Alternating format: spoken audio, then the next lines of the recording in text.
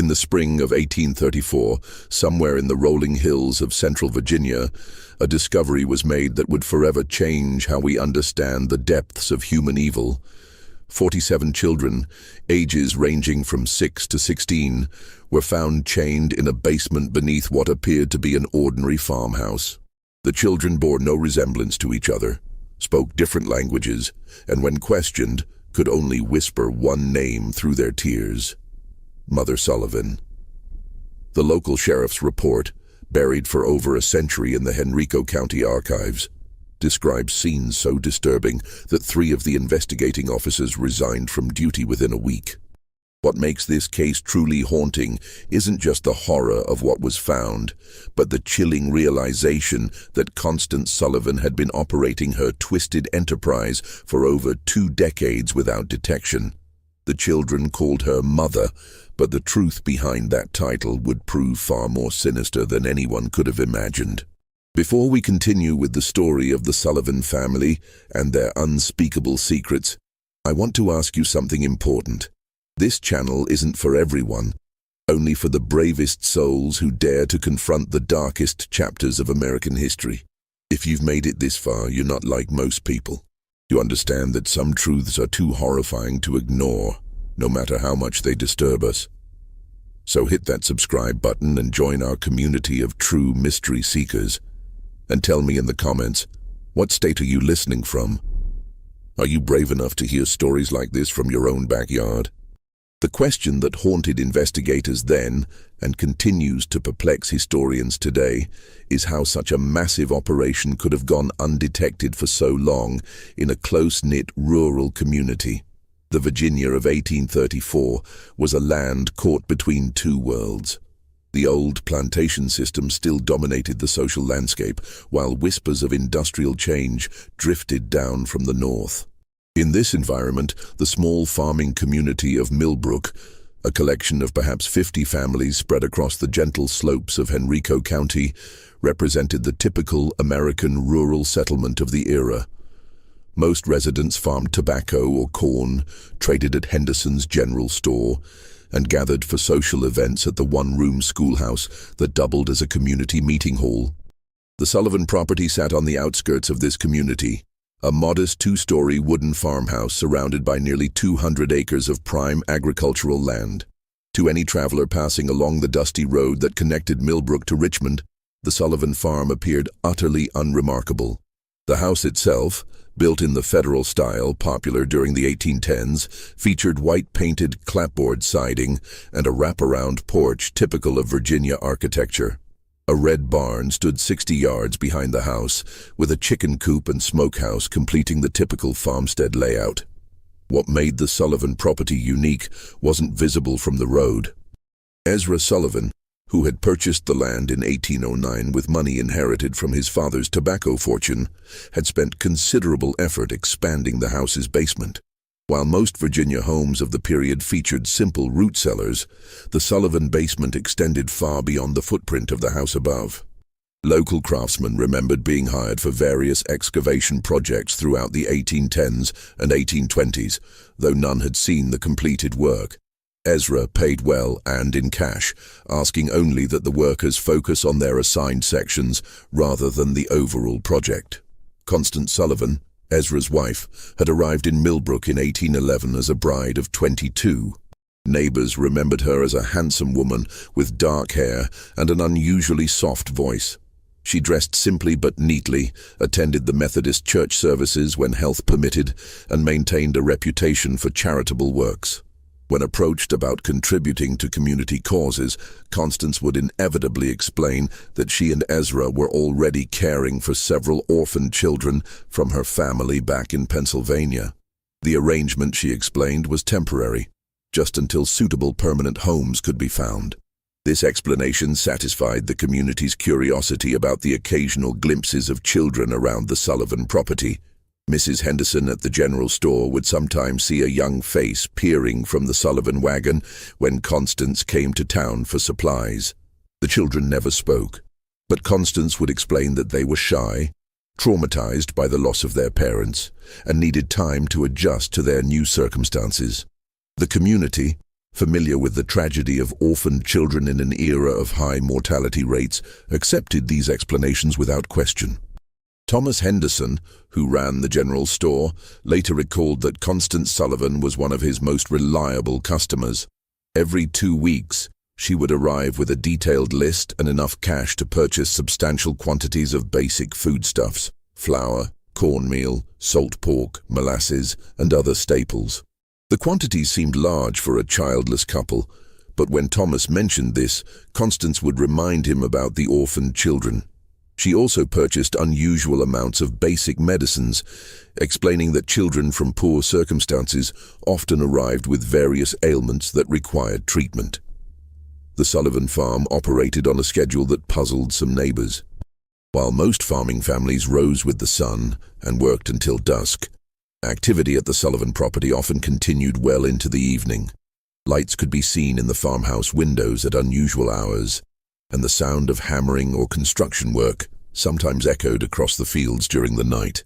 When asked about these activities, Ezra would explain that he was making improvements to accommodate the growing number of children in their care. Dr. Marcus Whitfield, the traveling physician who served the Millbrook area, remembered being called to the Sullivan farm on several occasions during the 1820s and early 1830s. Each time he was told that one of the orphaned children had fallen ill and needed medical attention. However, Dr. Whitfield was never permitted to examine the children directly. Instead, Constance would describe the symptoms and request specific medications. When the doctor insisted on seeing his patients, Constance would explain that the children were too frightened of strangers, too traumatized by their experiences to allow examination by unfamiliar men. The deception was so complete that even the local pastor, Reverend Samuel Matthews, believed in the Sullivan family's charitable work. During his occasional visits to the farm, Reverend Matthews would praise Constance and Ezra for their Christian compassion in caring for so many unfortunate children. He offered to help find permanent homes for the orphans, but Constance would always explain that she was already in correspondence with relatives in Pennsylvania who would eventually take the children. The process, she assured him, simply required patience and careful arrangement.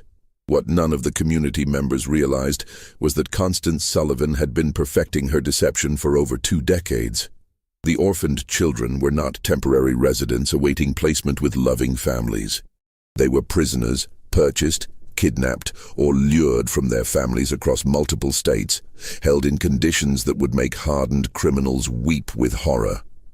The discovery that would expose the Sullivan family's horrific secrets began with a series of seemingly unrelated incidents in the early months of 1834. February had been unusually harsh, with temperatures dropping well below freezing for weeks at a time. The bitter cold that gripped Virginia that winter would prove to be both a blessing and a curse for the 47 children trapped beneath the Sullivan farmhouse. On February 23, 1834, a traveling merchant named Jacob Stern was making his way from Richmond to Charlottesville when a violent snowstorm forced him to seek shelter. The Sullivan farm, being the closest building visible from the road, seemed like a natural choice for emergency accommodation. Ezra Sullivan, despite his obvious reluctance, could hardly refuse hospitality to a stranded traveler during such dangerous weather. Stern later described the evening as uncomfortably tense. Constance Sullivan served a simple meal of cornbread and salt pork, but conversation was stilted and awkward. The Sullivans seemed nervous, constantly exchanging glances and starting at every sound. When Stern asked about the children he had been told lived on the farm, Constance explained that they were all sleeping and mustn't be disturbed. The children, she said, had been ill with fever and needed their rest. What disturbed Stern most was the sound. Throughout the night, as he lay on a makeshift bed in the Sullivan parlor, he could hear what sounded like muffled crying coming from beneath the floor. When he mentioned this to Ezra the next morning, Sullivan claimed it was probably just wind whistling through gaps in the foundation. The sound was common in old houses, especially during cold weather. Stern accepted this explanation, but something about the Sullivans' manner continued to trouble him. The second incident occurred 3 weeks later on March 15th. Mary Catherine Flynn, a young Irish immigrant traveling with her family to seek work in the tobacco fields around Richmond, became separated from their group during a river crossing. Exhausted and frightened, she made her way to the Sullivan farm as darkness fell.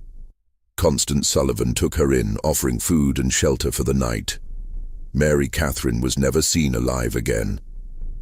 When her family reported her missing to the sheriff in Richmond, they described their last known location and the direction Mary Catherine had been heading. A search party was organized, but the vast expanses of Virginia wilderness made finding a single missing person nearly impossible. The search was called off after a week, and Mary Catherine Flynn was presumed to have died of exposure or been killed by wild animals. The final incident that would lead to the discovery occurred on April 2, 1834. A local farmer named William Hutchinson was hunting rabbits in the woods that bordered the Sullivan property when he heard something that stopped him cold. From somewhere near the Sullivan farmhouse came the sound of children screaming. Not the ordinary cries of youngsters at play, but raw, desperate shrieks of pure terror. Hutchinson crept closer to investigate, hiding behind a stand of oak trees about 50 yards from the Sullivan house. For nearly an hour, he watched and listened. The screaming continued intermittently, always seeming to come from beneath the house rather than from inside it. At one point, he saw Ezra Sullivan emerge from what appeared to be a cellar door on the side of the house. Sullivan looked around nervously, then disappeared back underground. When Hutchinson reported what he had witnessed to his neighbors, opinions were divided. Some suggested that the orphaned children might be more troubled than the Sullivans had indicated, perhaps requiring discipline or medical treatment that could be distressing. Others, however, began to remember odd details that hadn't seemed important before. The unusual amounts of food Constance Sullivan purchased, the strange sounds neighbors occasionally heard at night, the fact that none of the supposed orphans had ever been seen in town or at community gatherings. Sheriff Benjamin Crawford, a veteran lawman who had served Henrico County for over 15 years, initially dismissed the concerns as neighborhood gossip. However, when William Hutchinson approached him directly and insisted on filing a formal complaint, Crawford agreed to investigate. The law required him to follow up on reports of potential child abuse, regardless of his personal opinion of the accusers. On the morning of April 8, 1834, Sheriff Crawford rode out to the Sullivan farm, accompanied by his deputy, Marcus Webb. They arrived just after sunrise, expecting to conduct a routine inspection that would put the community rumors to rest. Constance Sullivan met them at the door, her manner calm and welcoming. She invited the officers inside for coffee and expressed concern about the gossip circulating in the community. The conversation began normally enough. Constance explained again about the orphaned children, showed the officers letters she claimed to have received from relatives in Pennsylvania, and offered to arrange for the children to meet with Sheriff Crawford once they recovered from their recent illness. Everything seemed perfectly reasonable until Deputy Webb asked to use the privy. As Webb walked around the side of the house, he noticed something that made his blood run cold. The cellar door that William Hutchinson had seen Ezra Sullivan using was secured with 3 separate padlocks. Heavy chains wrapped around the door handles, and the wood around the locks showed signs of desperate clawing, as if someone had tried to scratch their way out from the inside. When Webb returned to the house and quietly informed Sheriff Crawford about what he had observed, both men knew they were dealing with something far more serious than community gossip. Crawford politely asked Constance to show them the cellar, explaining that a thorough inspection would help put the rumors to rest. The change in Constance Sullivan's demeanor was immediate and chilling. Her face went pale, her hands began to tremble, and she began stammering about how the cellar was dangerous, how the children weren't allowed down there, how there was nothing to see but old farm equipment and storage. That was when they heard it. From somewhere beneath their feet came the sound of children crying, followed by a weak voice calling for help. The sound was muffled but unmistakable, and it was coming from directly below the kitchen where they stood. The immediate aftermath of that first discovery would haunt Sheriff Crawford for the rest of his life. When he and Deputy Webb forced open the cellar door, the stench that rose from the darkness below was overwhelming. A mixture of human waste, unwashed bodies, and something else that Crawford later described as the smell of despair itself. The basement that Ezra Sullivan had spent over 2 decades constructing was a masterpiece of calculated cruelty. The main chamber stretched far beyond the footprint of the house above, extending into the earth like an underground warren. Stone walls, carefully mortared and designed to muffle sound, created a series of interconnected rooms. The largest chamber, directly beneath the kitchen, housed most of the children. They were chained to iron rings embedded in the stone walls, each child secured by shackles around their ankles. The chains were long enough to allow movement within a small area, but prevented any possibility of escape. The children ranged in age from approximately 6 to 16 years old. They were emaciated, their clothes reduced to rags, their bodies bearing the marks of prolonged neglect and abuse. Many showed signs of illness, fever, respiratory problems, and skin conditions that came from living in the damp, unventilated underground space.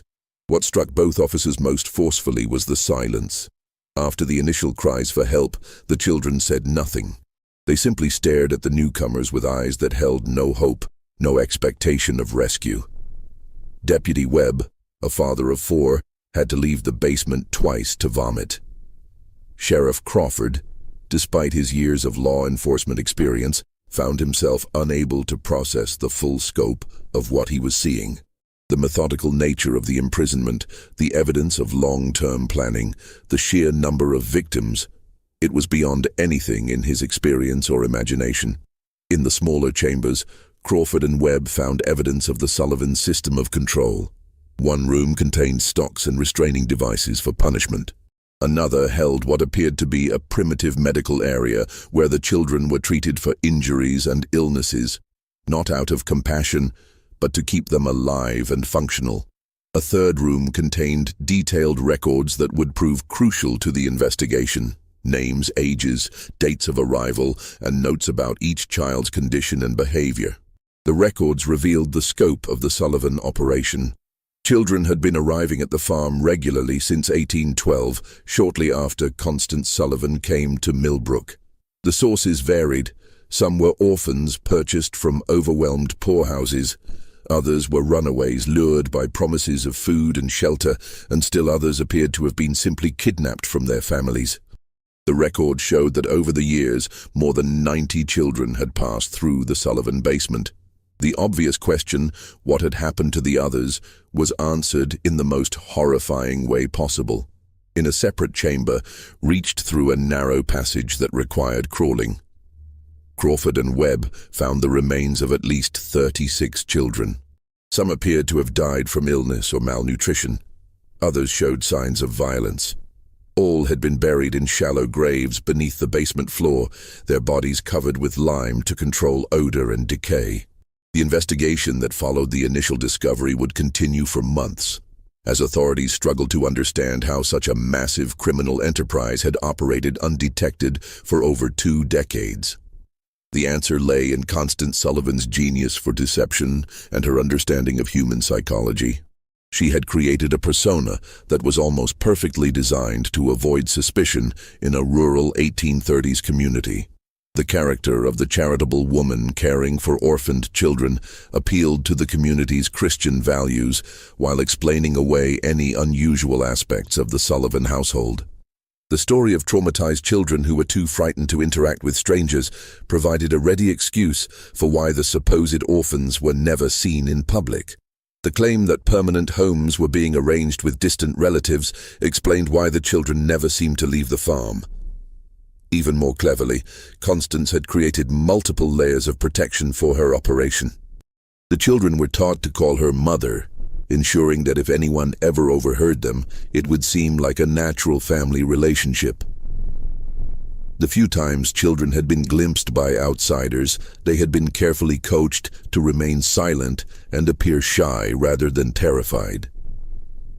The substantial food purchases were explained by the presence of multiple children, while the medical supplies were justified by the supposed poor health of orphaned youngsters.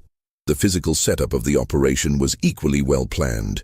The basement construction had been spread over many years, with different workers handling different aspects of the project. No single craftsman had seen the complete layout or understood the true purpose of the modifications. The soundproofing was effective enough that even close neighbors rarely heard anything suspicious, and when they did, the sounds could be explained as ordinary farm activities or the normal noise of children playing. Perhaps most disturbing was the psychological control system that Constance had developed. The children were told that they had been abandoned by their families, that no one was looking for them, and that the outside world was dangerous and hostile. Those who behaved properly were given slightly better food and living conditions. Those who caused trouble were subjected to punishments that served as examples to the others. Over time, most of the children accepted their captivity as simply the way their lives were meant to be. The community's reaction to the discovery was one of complete shock and disbelief. Many residents initially refused to believe that Constance Sullivan, the quiet woman who had lived among them for over 20 years, could be capable of such monstrous acts. Some suggested that she must have been coerced by her husband, or that the whole situation was somehow a misunderstanding. These denials became impossible to maintain as more evidence emerged. The detailed records found in the basement included not just information about the children, but also correspondence with criminal contacts in other states. Constance Sullivan had been part of a network that trafficked in children, buying and selling young victims across state lines. The Sullivan farm was just one operation in a larger criminal enterprise that stretched from Pennsylvania to Georgia. As Sheriff Crawford delved deeper into the Sullivan case, disturbing patterns began to emerge that suggested the operation was far more sophisticated than initially believed. The correspondence found in the basement revealed that Constance Sullivan had been in regular contact with at least 12 other individuals across 5 states, all apparently involved in similar activities. The letters, written in a simple code that was eventually deciphered, discussed merchandise, deliveries, and quality control in language that clearly referred to human trafficking. One letter, dated just 3 months before the discovery, came from someone identified only as A. Morrison in Philadelphia. Morrison wrote that he had 6 new items of varying ages and conditions that would be suitable for your requirements. The letter included detailed descriptions of the children, their approximate ages, and their physical conditions. Most disturbingly, it included notes about their temperaments, which children were compliant and which might require additional training. The financial records painted an even more horrifying picture. Constance Sullivan had been paying between $50 and $200 per child, depending on age and condition. She had also been receiving payments from other locations, suggesting that the Sullivan farm served as both a destination and a distribution point for trafficked children. The total amount of money involved was staggering for the time period. Over $8,000 in transactions over 2 decades, equivalent to several $100,000 in modern currency. Dr. Marcus Whitfield, the traveling physician who had been called to the Sullivan farm on several occasions, became a key witness as the investigation expanded. Under questioning, he revealed that Constance Sullivan had always been unusually specific about the medications she requested. She had detailed knowledge of treating malnutrition, respiratory infections, and other conditions common in severely neglected children. She had also asked for sedatives and other drugs that could be used to control difficult prisoners. The doctor's testimony led to another chilling realization. Constance Sullivan had been systematically studying how to keep large numbers of children alive under conditions of extreme deprivation.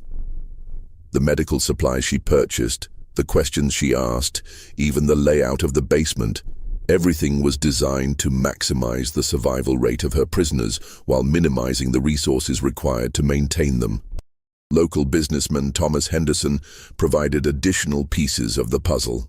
A review of his sales record showed that Constance Sullivan had been purchasing increasing quantities of basic supplies over the years. What appeared to be the growing needs of a charitable household was actually evidence of an expanding criminal operation. Henderson also remembered specific requests for items that seemed unusual at the time: extra blankets, large quantities of children's clothing, and bulk purchases of simple medicines. The investigation also revealed the role of Ezra Sullivan in the operation. While Constance appeared to be the mastermind, Ezra was responsible for the physical maintenance of the prison and the handling of the children. Several of the surviving victims, when they were finally able to speak, described him as the enforcer who carried out punishments and maintained discipline. His construction work on the basement hadn't been just expansion. It had been constant refinement of a system designed to hold human beings in captivity. The most disturbing revelation came from analyzing the records of children who had disappeared from the Sullivan farm over the years. The ledgers showed that some children had been transferred to other locations, suggesting a network of buyers and sellers across multiple states. Others had been marked as unsuitable or problematic, entries that corresponded with the remains found in the basement burial chamber. The scope of the investigation expanded as authorities in other states began examining their own unsolved disappearances. Missing children reports from Pennsylvania, Maryland, North Carolina, and South Carolina showed disturbing similarities. Many of the missing children fit the profile of those found at the Sullivan farm: poor, orphaned, or from families that were unlikely to have resources to search for them extensively. Federal marshals were called in to coordinate the multi-state investigation. This was unprecedented for the time period, as most law enforcement was strictly local. The Sullivan case represented one of the first major criminal investigations to cross state lines and involve federal authorities. The legal implications were complicated by the fact that many of the crimes had occurred in different jurisdictions under different laws. As weeks passed, more survivors began to tell their stories. The accounts were remarkably consistent, describing years of imprisonment, systematic abuse, and psychological manipulation. The children described how new arrivals were broken in, subjected to isolation, punishment, and indoctrination until they accepted their fate. They spoke of a complex hierarchy among the prisoners, with older children given minor privileges in exchange for helping to control younger ones. The survivors also revealed the extent of Constance Sullivan's psychological manipulation. She had convinced many of the children that they were worthless, that their families had sold them or abandoned them, and that they deserved their treatment. Some of the older children, who had been imprisoned for years, initially resisted rescue efforts because they had been conditioned to believe that the outside world was even more dangerous than their captivity. The investigation uncovered evidence of Sullivan's methods for acquiring victims. She had developed relationships with corrupt officials at poorhouses and orphanages who would provide children in exchange for payments. She had also cultivated contacts among criminal elements in major cities who could identify vulnerable children, runaways, street orphans, and others who wouldn't be missed immediately. Perhaps most chillingly, the records showed that the Sullivan operation had been expanding in recent years. The number of children being held had increased, and there were plans in the correspondence for establishing similar facilities in other locations. The discovery at the Sullivan farm had apparently interrupted a criminal enterprise that was on the verge of becoming a much larger operation.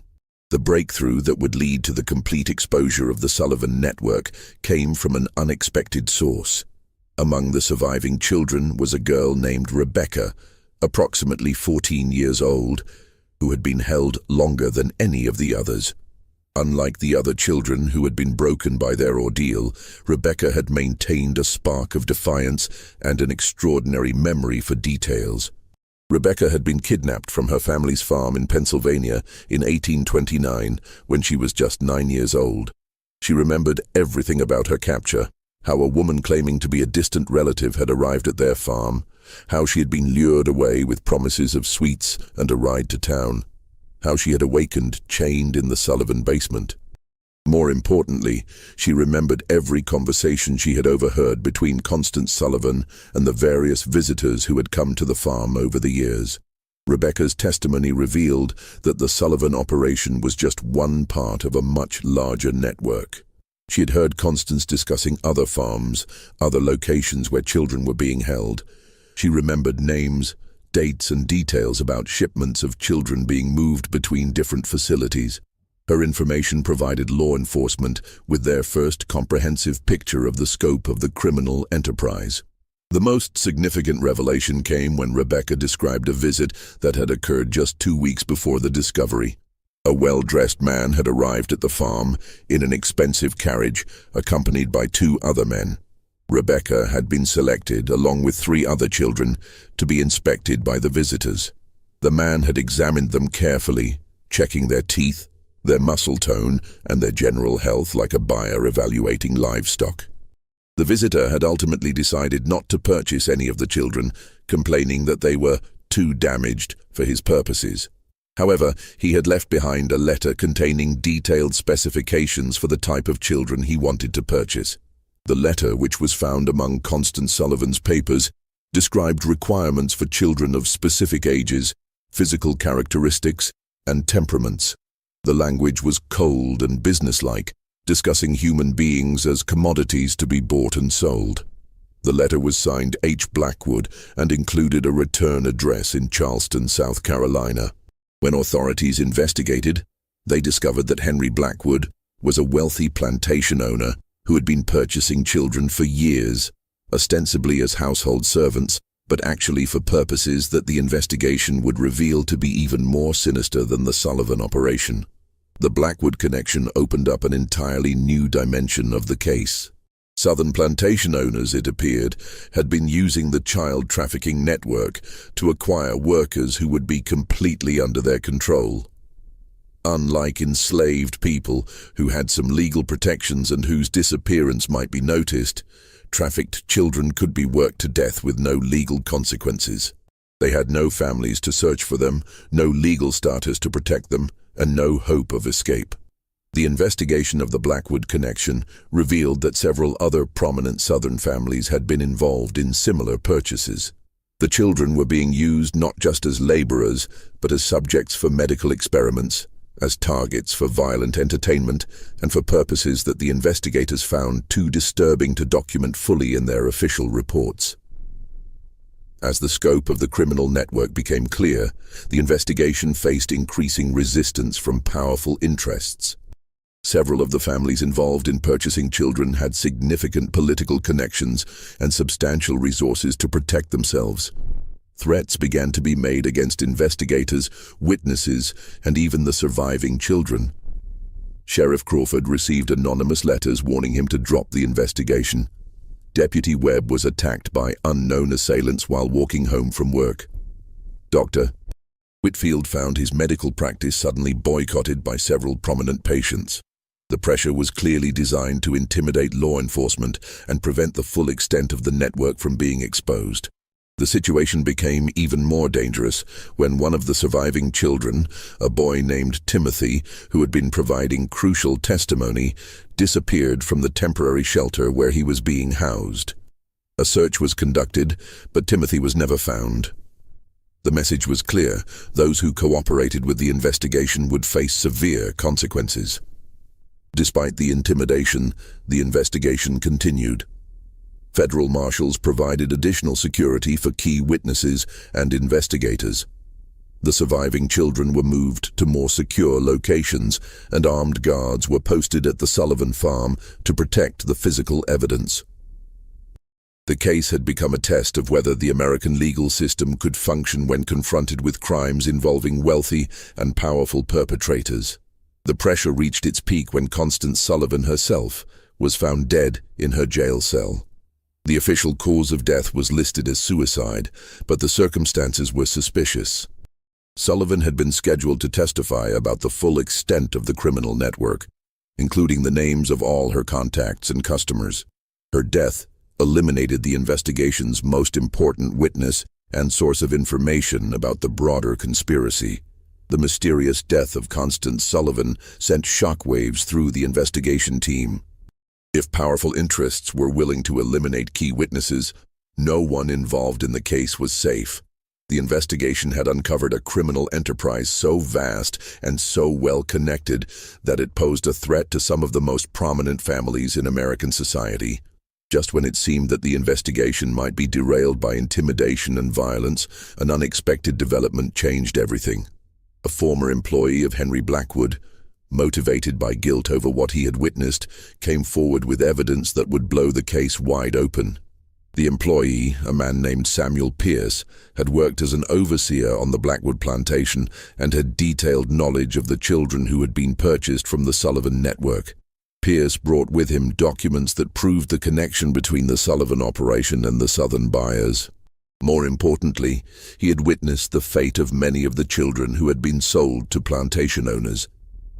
His testimony would provide the final pieces of the puzzle and expose the full horror of what had been happening to America's most vulnerable children. Samuel Pierce's testimony before the federal grand jury in Richmond would go down as one of the most disturbing accounts in American legal history. Pierce, a man in his 40s with weathered hands and haunted eyes, had worked for Henry Blackwood for over a decade. What he had seen on the Blackwood plantation and what he revealed about the fate of the Sullivan children shocked even the seasoned investigators who had thought they understood the scope of the criminal enterprise. Pierce described how the Blackwood plantation operated two separate systems. The main plantation used enslaved labor for cotton production, operating under the typical, though brutal, economic model of Southern agriculture. However, Blackwood had also established what Pierce called the experimental quarters, a separate facility where the trafficked children were held for purposes that had nothing to do with agricultural production. The children purchased from the Sullivan network were used as subjects for medical experiments that Blackwood conducted with several associates, including 2 physicians from Charleston Medical College. The experiments were designed to test the limits of human endurance, to study the effects of various drugs and treatments, and to satisfy the scientific curiosity of men who viewed the children as laboratory animals rather than human beings. Pierce's most damning testimony concerned the detailed records that Blackwood maintained of these experiments. The plantation owner had documented everything: the children's reactions to different treatments, their survival rates under various conditions, and the progression of diseases that were deliberately introduced to study their effects. The records showed that Blackwood and his associates had been conducting systematic torture disguised as medical research. The testimony revealed that at least 37 children from the Sullivan network had been sold to Blackwood over the years. Of these, only 4 had survived long enough to be transferred to other buyers. The rest had died as a result of the experiments, malnutrition, or the brutal working conditions in the experimental quarters. Their bodies had been buried in unmarked graves in a remote section of the plantation. Pierce also provided information about the broader network of buyers. He had been present at meetings where Blackwood discussed purchases with other plantation owners, wealthy businessmen, and even some politicians. The conversations he overheard revealed that the trafficking network extended far beyond what investigators had imagined. Children were being bought and sold across the entire country, with different buyers having different requirements and purposes. The most shocking revelation came when Pierce described a gathering he had witnessed in the fall of 1833. Blackwood had hosted what he called a demonstration for potential buyers from across the South. The event was designed to showcase the quality of the children available through the network and to demonstrate the various uses to which they could be put. Pierce's description of this gathering was so disturbing that several members of the grand jury had to leave the room. The demonstration had included displays of the children's ability to perform various types of work, their responses to different forms of punishment and control, and their suitability for different types of exploitation. The buyers had been encouraged to examine the children closely, to test their reactions, and to place orders for specific types of victims. The entire event had been conducted with the casual, businesslike atmosphere of a livestock auction. Pierce's testimony also revealed the financial scope of the network. The prices paid for children varied dramatically based on their age, physical condition, and intended use. Younger children, who could be more easily controlled and conditioned, commanded higher prices. Children with specific physical characteristics or abilities were sold at premium rates. The total amount of money involved in the network was estimated to be in the hundreds of thousands of dollars, a fortune for the time period. The investigation team used Pierce's information to coordinate raids on multiple locations across the South. Federal marshals working with local law enforcement simultaneously struck at plantations, warehouses, and other facilities where trafficked children were being held. The raids were conducted in secrecy to prevent the destruction of evidence and the escape of key perpetrators. The results of the coordinated raids were staggering. Over 100 additional children were rescued from various locations. Physical evidence was seized that documented the full extent of the trafficking network, including financial records, correspondence, and detailed logs of purchases and sales. Several prominent individuals were arrested, including Henry Blackwood, 2 physicians from Charleston Medical College, and a state legislator from Georgia, who had been one of the network's best customers. The evidence seized during the raids painted a picture of systematic evil that shocked the nation. The trafficking network had been operating for over 30 years, had involved dozens of major buyers and sellers, and had victimized hundreds of children. The level of organization and sophistication was unprecedented for any criminal enterprise of the time period. The medical experiments conducted by Blackwood and his associates were documented in horrifying detail. The record showed that the experimenters had deliberately infected children with diseases to study their progression, had tested various poisons and toxins, and had conducted surgical procedures without anesthesia or proper medical training. The children had been treated as disposable research subjects, their lives valued only for the scientific knowledge that could be extracted from their suffering. The investigation also revealed the corruption that had made the network possible. Officials at orphanages, poorhouses, and local governments had been bribed to provide children or to ignore their disappearances. Judges had been paid to declare children abandoned or to approve adoptions that were actually sales. Even some law enforcement officials had been involved in covering up evidence and intimidating witnesses. The legal proceedings that followed would drag on for years, as prosecutors struggled to bring justice to victims of crimes that had occurred across multiple states and jurisdictions.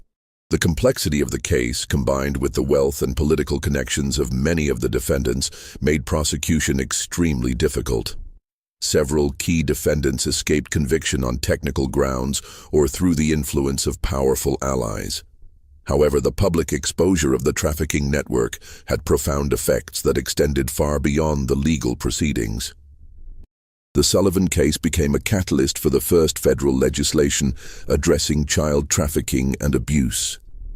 It led to reforms in the oversight of orphanages and poorhouses, and to the establishment of new legal protections for vulnerable children.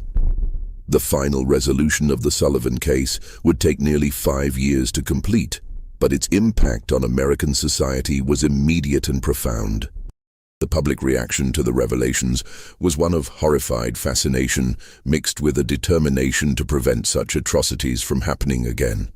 Newspapers across the country covered the story in unprecedented detail, with many publications dedicating entire issues to the investigation's findings.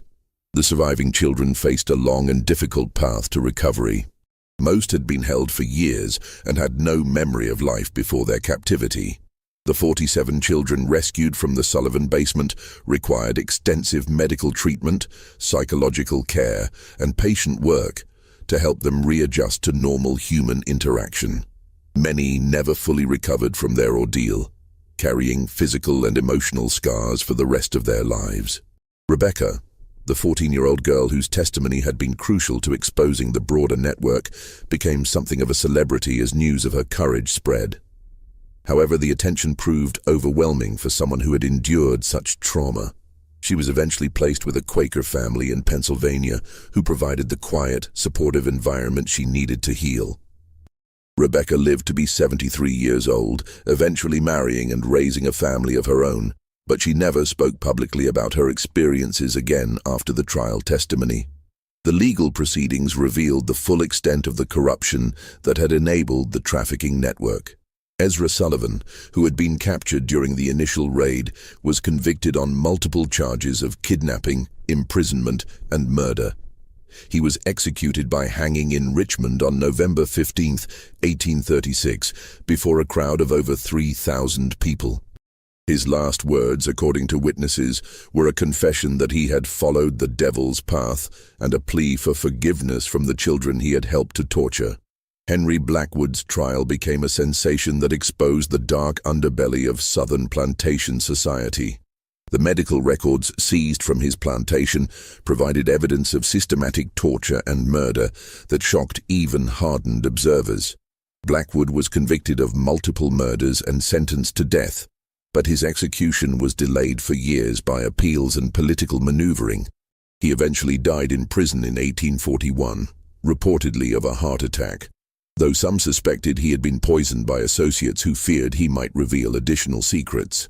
The two physicians from Charleston Medical College who had participated in the experiments were expelled from the medical profession and sentenced to long prison terms. Their cases led to new regulations governing medical research and the treatment of human subjects. The medical college itself faced a scandal that nearly resulted in its closure, as investigators revealed that several other faculty members had knowledge of the illegal experiments but had failed to report them. The investigation's most frustrating aspect was the number of powerful individuals who escaped justice despite clear evidence of their involvement. Several wealthy plantation owners fled to Europe before they could be arrested. Others used their political connections to avoid prosecution or to receive minimal sentences that didn't reflect the severity of their crimes. A state legislator from Georgia who had been one of the network's major customers was censured by his legislature but never faced criminal charges. The financial investigation revealed that the trafficking network had generated enormous profits for its organizers.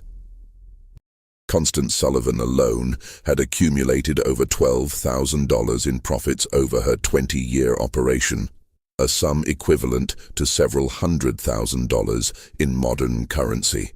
Much of this money was never recovered, as it had been invested in legitimate businesses or hidden in accounts that investigators couldn't trace. The Sullivan farm itself became a symbol of the horrors that had been uncovered. The property was seized by the government and eventually sold at auction, but no one wanted to live in a place associated with such evil. The house was demolished in 1845, and the basement was filled with concrete and sealed permanently. A small cemetery was established on the site to memorialize the children who had died there, though most of their names were never known. The case led to significant reforms in child welfare and protection. Virginia passed the first comprehensive child protection laws in American history, establishing government oversight of orphanages and requiring background checks for anyone seeking to adopt or care for large numbers of children. Other states quickly followed with similar legislation, creating the foundation for modern child welfare systems. The federal government also responded with new laws addressing interstate crimes and human trafficking. The Sullivan case had demonstrated the limitations of state-by-state law enforcement when dealing with crimes that crossed jurisdictional boundaries. New federal statutes gave marshals expanded authority to investigate and prosecute trafficking cases, establishing precedents that would prove crucial in later criminal justice developments. Perhaps most importantly, the case changed public awareness about the vulnerability of children and the need for systematic protection. The romantic notion of the charitable individual caring for orphaned children was replaced by a more realistic understanding of the need for institutional oversight and legal safeguards. The phrase, "another Sullivan case," entered common usage as a warning about the potential for abuse in situations involving vulnerable children. Dr. Marcus Whitfield, the physician who had unknowingly enabled the Sullivan operation through his medical consultations, dedicated the rest of his career to child welfare. He established free clinics specifically for orphaned and abandoned children, and became an advocate for reforms in medical practice that would prevent physicians from being manipulated by criminals. His later writings on medical ethics were influenced heavily by his experience with the Sullivan case. Sheriff Benjamin Crawford, who had led the initial investigation, was promoted to federal marshal and spent the rest of his career pursuing similar cases. He became one of the first law enforcement officials to specialize in crimes against children, developing investigative techniques and procedures that would be used for decades. Crawford's detailed reports on the Sullivan case became required reading for law enforcement officers across the country. The children's stories, as they emerged over the years, revealed the full scope of human resilience and the long-term effects of systematic abuse. Some, like Rebecca, were able to build relatively normal lives with proper support and care. Others struggled with mental illness, addiction, and other problems that stemmed from their traumatic experiences. A few never recovered at all, dying young from complications related to their years of imprisonment and abuse. The network's correspondence, which had been preserved as evidence, provided investigators with information that led to additional cases for years after the initial discovery. Letters found in the Sullivan basement contained references to other operations, other victims, and other perpetrators. Some of these leads resulted in successful prosecutions, while others led to dead ends or situations where too much time had passed to gather sufficient evidence. One of the most haunting aspects of the case was the realization that the Sullivan operation had been just one part of a much larger system of exploitation that had existed largely undetected for decades. The investigation revealed that similar networks had operated in other parts of the country, that children had been bought and sold like commodities throughout American history, and that the legal and social systems had been inadequate to protect the most vulnerable members of society.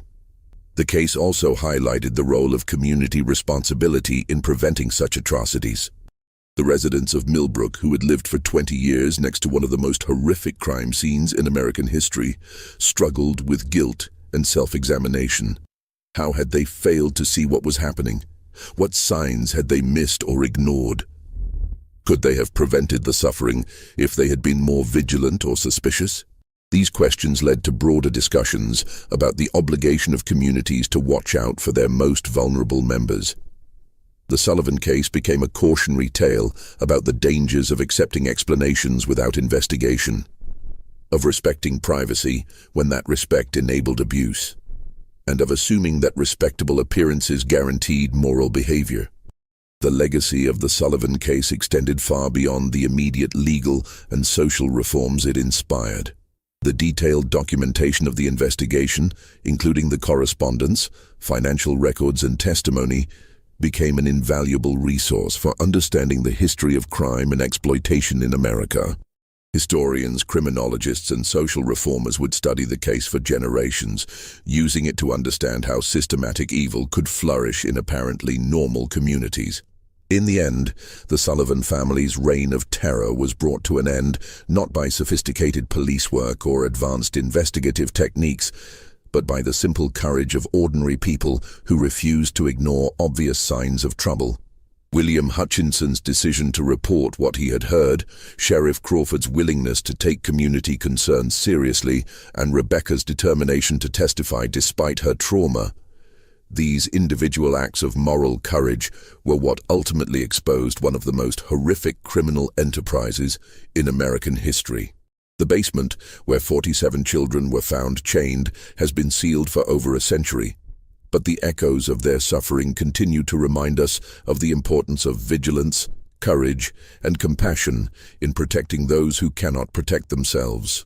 The Sullivan case stands as both a testament to human evil and a reminder of the power of individual conscience to overcome even the most entrenched systems of exploitation and abuse. If this story has given you chills, you understand why these dark chapters of American history must never be forgotten. Just when we thought we'd seen it all, the horror in places like the Sullivan farm intensifies our understanding of how evil can hide behind respectable facades. If this story is giving you chills, share this video with a friend who loves dark mysteries. Hit that like button to support our content, and don't forget to subscribe to never miss stories like this. Let's discover together what other secrets lie buried in America's past. This mystery shows us that evil often wears the mask of respectability, and that the most horrific crimes can be committed by those who appear most normal to their communities. What do you think of this story? Do you believe everything was revealed, or are there still secrets buried in the Virginia hills? Leave your comment below. If you enjoyed this tale and want more horror stories like this, subscribe, hit the notification bell, and share with someone who loves mysteries. The darkness of American history has many more secrets to reveal, and we'll be here to uncover them all. See you in the next video.